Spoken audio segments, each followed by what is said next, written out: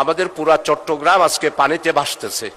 আমার আগেই আমাদের মাননীয় এমপি সরওয়ারজামান নিজাম অভিহিত করেছেন, বিশেষ করে আমার লোহাগাড়া, সাতকানিয়া, বাঁশখালী, চন্দনাইশ, পটিয়া, আনোয়ারা, কর্ণফুলী এবং আমাদের মাননীয় মন্ত্রী, অর্থমন্ত্রী আছেন, ওনার এলাকায় আমরা পানিতে ভাসতেছি, অসম্ভব কষ্ট হচ্ছে।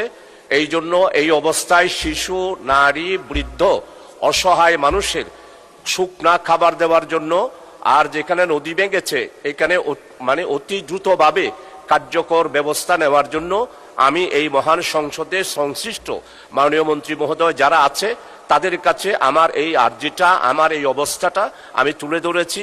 মাননীয় স্পিকার, আপনার পক্ষ থেকে একটা নির্দেশ দিলে অত্যন্ত বাধিত হব। মাননীয় স্পিকার আপনাকে ধন্যবাদ।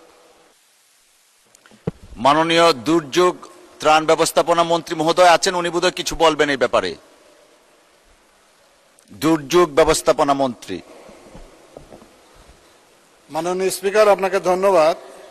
গত কয়েকদিন যাবৎ বিশেষ করে আমাদের বৃহত্তর চট্টগ্রাম এবং পাহাড়ি অঞ্চলে প্রচুর বৃষ্টিপাত হওয়ার কারণে অনেক অঞ্চল প্লাবিত হয়েছে। আমরা গতকালকে প্রত্যেকটি জেলায় 200 মেট্রিক টন করে চাল এবং 10 লক্ষ টাকা বরাদ্দ দিয়েছি এবং আমাদের কিছু শুকনো খাবার রয়েছে প্যাকেটজাত, ওগুলো আমরা বিতরণ করতে বলেছি। প্রতিনিয়ত আমরা জেলা প্রশাসকদের সঙ্গে কথা বলছি, মাননীয় সংসদ সদস্যের সঙ্গে পরামর্শ করবে, এগুলো ওনারা বিতরণ করবেন। ধন্যবাদ মাননীয় স্পিকার।